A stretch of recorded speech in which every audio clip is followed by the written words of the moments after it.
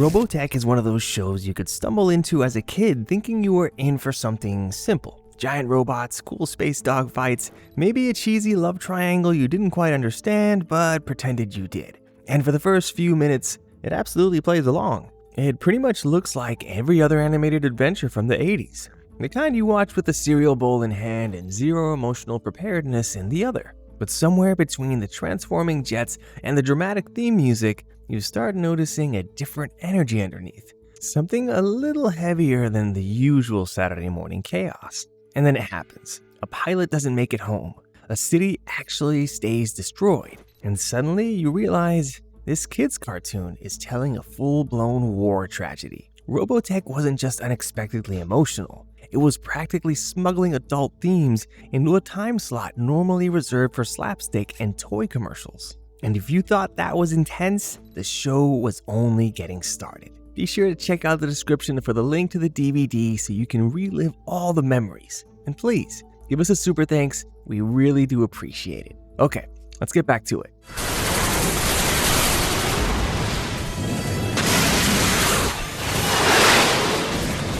If you were a kid in the 80s, you probably had a pretty clear idea of what a serious cartoon looked like. And Robotech checked every box on that list. You had transforming fighter jets, a massive alien armada, dramatic poses, big speeches, and that opening theme that made you feel like you were about to witness the most important event in human history before school started. On the surface, it looked like the kind of show where everyone fires lasers for 20 minutes and somehow nobody actually gets hurt. That was the unofficial rule back then. Cartoons could blow up mountains, but not people. And if a character fell off a cliff, don't worry, he'd be back next week, without even a band-aid. So naturally, kids treated Robotech the same way. You'd watch an episode, maybe race your bike around the neighborhood pretending it was a Veritech, and never once consider the idea that the show might pull the rug out from under you. The early episodes didn't exactly hide the danger, but they didn't wave any red flags either. Characters joked around, pilots teased each other, the world felt alive and busy, but safe in that strange cartoon way where problems always seemed fixable. But little by little, Robotech started revealing what it really wanted to be. And then, almost without you noticing, the tone started to shift. The characters behaved like actual people, not the reset button versions you were used to.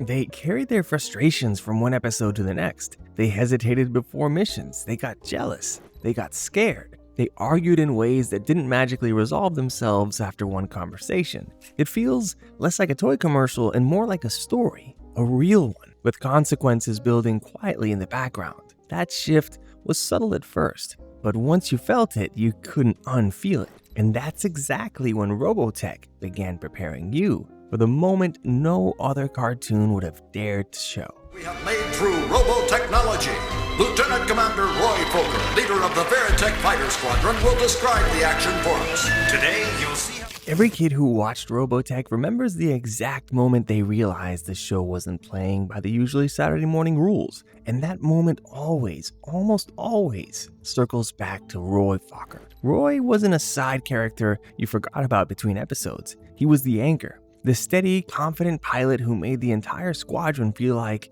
they still had a chance no matter how hopeless things looked. Even if you were too young to articulate it, you sensed he was the adult in the room. The guy who'd been through enough battles to know how to keep everyone calm. So when he flew into danger, you didn't worry. Roy always came back, which is why his final mission feels so surreal in hindsight. The battle itself doesn't scream tragedy, and Roy doesn't act like a man who's dying. When he lands, he steps out of his cockpit the way he always does, brushing off the damage as if it's just another long day. It takes a moment for the camera to reveal the truth, the blood, the strain in his voice, the quiet exhaustion he keeps trying to hide. And instead of rushing to the medical bay like any sensible person would, he decides to visit Claudia, because that's who he is. He wants to reassure her, to pretend everything's still normal, and then he simply collapses. No dramatic build-up, no heroic last line, no miracle rescue waiting backstage. Roy dies the way real people do,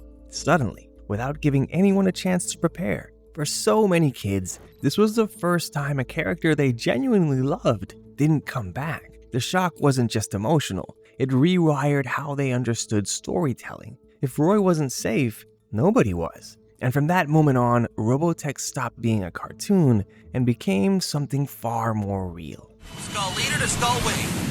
I've got bogeys on my screen at 12 o'clock and about 15 seconds to contact. Are both of you ready to get the job done now? If Roy Fokker's death was the moment the ground started slipping beneath your feet, then Ben Dixon's was the moment you realized there was no ground left at all. Ben wasn't the legendary ace or the seasoned mentor. He was the warm, good-natured presence who made the SDF-1 feel less like a warship and more like a place where your regular people tried to get through impossible days. He was the kind of character you didn't worry about because he didn't carry tragic music with him or brood in the corners. He laughed easily, he ate too much, he joked before missions, and somehow that made him feel safer than the others. As if the universe should protect him simply because he kept the tone gentle when everything else was falling apart. So when Ben launched into what looked like a standard mission, nobody sat on the edge of their seat. There was no ominous setup, no quiet warning in the score, nothing to suggest that this moment would stay with the viewers for decades. The battle unfolds the way they usually do, and then, almost without ceremony, Ben's fighter takes a critical hit. There's a flash, a spiral, and then the explosion. Quick and devastatingly ordinary in the way it happens. No last message, no slow motion farewell, just sudden silence. Kids across living rooms everywhere reacted the same way. Confusion first, then disbelief, and then that slow, sinking understanding that this wasn't a fake out. Ben wasn't parachuting out of a wreckage next episode. He wasn't crawling out of an escape pod. The show didn't even pretend there was a chance he might return. He was simply gone, and the characters had to live with it,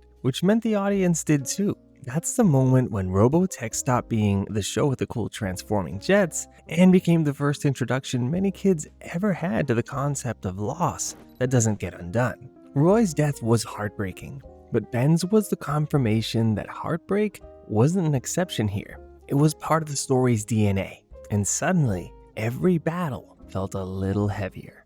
So long, Rick.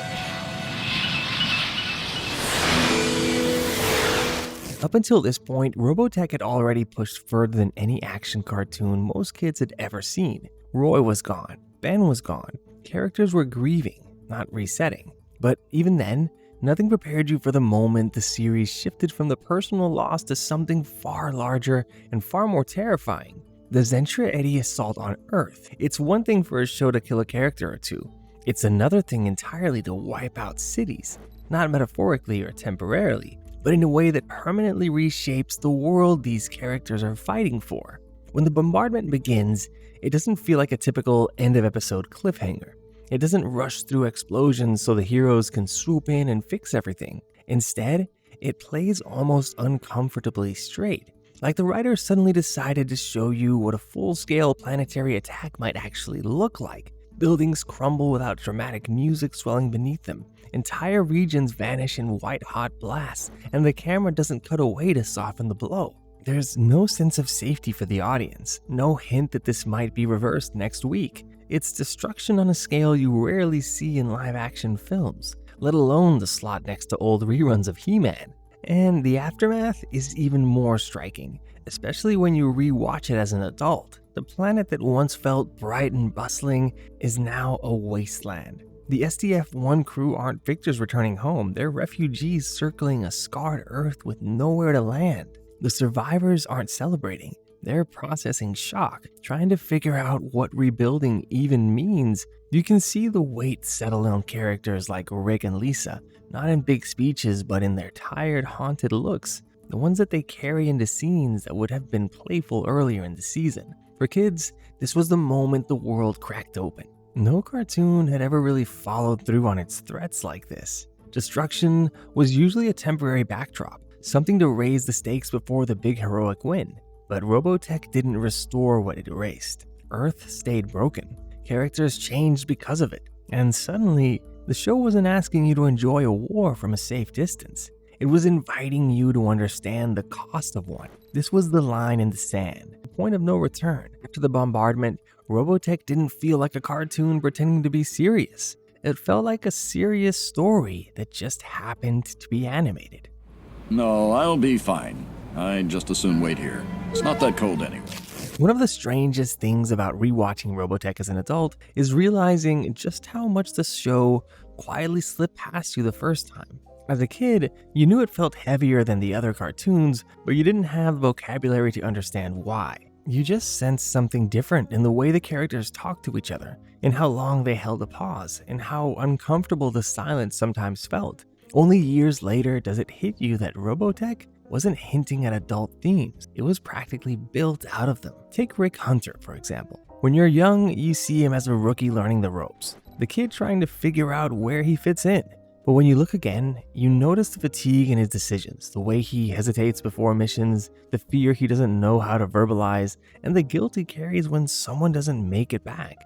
It's not treated like a grand psychological revelation, it's just there, woven naturally into the way he behaves. And suddenly, you understand that he isn't just stressed, he's dealing with the early ripple effects of PTSD, long before you even knew what those letters stood for. And then there are the relationships. Not the cartoon crushes where one dramatic misunderstanding gets resolved by the end of the episode, but messy, complicated triangles where people actually hurt each other and don't have easy answers. Lisa and Minmay aren't just rivals. They're two people dealing with grief and fear in completely different ways. Rick isn't simply torn between them. He's a young man trying to figure out love in the middle of a war that won't give him time to breathe. Even the bond between Claudia and Roy feels unusually mature for an animated show from the 80s. Their scenes have a lived-in warmth that makes Roy's death sting years later when you revisit it. And woven through all of this are the coping mechanisms the show never spells out, but you can clearly recognize as an adult. Characters use humor to cover fear. They overwork themselves. They isolate, they drink, they bury themselves in duty because quiet moments leave too much space for the memories they're not ready to face. It's surprisingly honest in a genre that usually glosses over emotional fallout in favor of another explosion. Even the representation in Robotech, something you barely noticed as a kid, stands out today. Seeing Claudia and Roy in a healthy, believable interracial relationship during a time when TV still treated that as risky or unusual feels quietly groundbreaking. The show didn't point a spotlight at it or pat itself on the back. It just presented them as two adults who genuinely cared about one another, which somehow makes it feel even more significant now. None of this is delivered with a heavy hand. Robotech never announces, "Now we will deal with trauma," or "This moment is about grief," because it doesn't need to.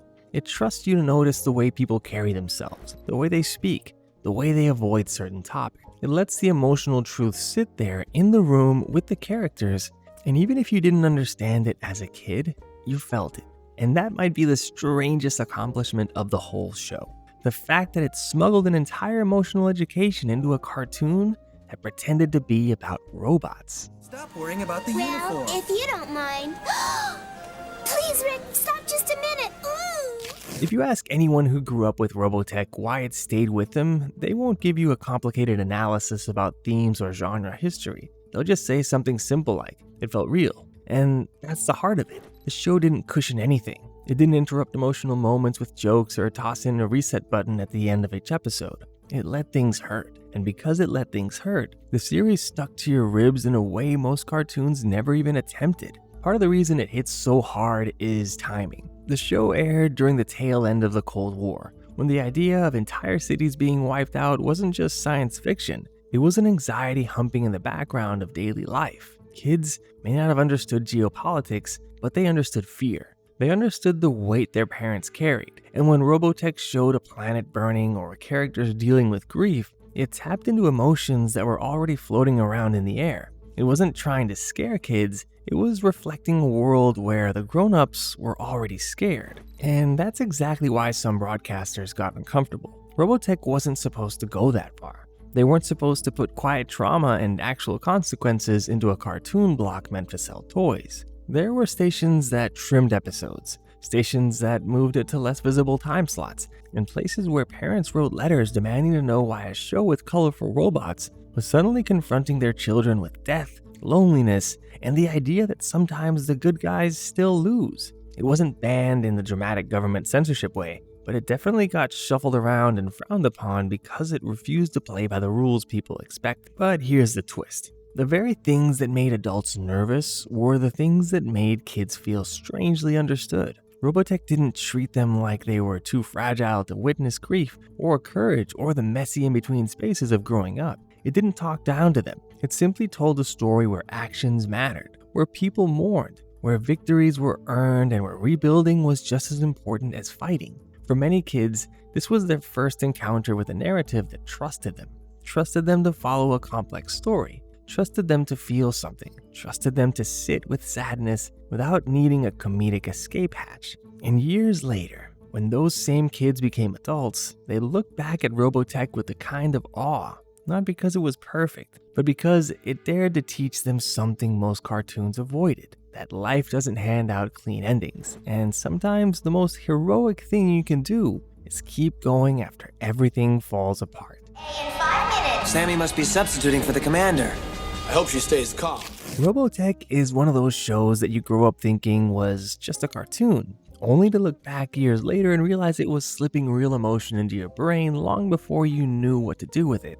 It didn't reset the whole world at the end of an episode or pretend heroes always walk away. It let things hurt, and somehow that made it unforgettable. I'd love to know which moment stuck with you the most. Was it Roy, Ben, the attack on Earth, or maybe a smaller scene that hit harder than it should have? Drop your memories in the comments below. And hey, if this brought back some childhood shock in the best way possible, you can hit super thanks to support this channel.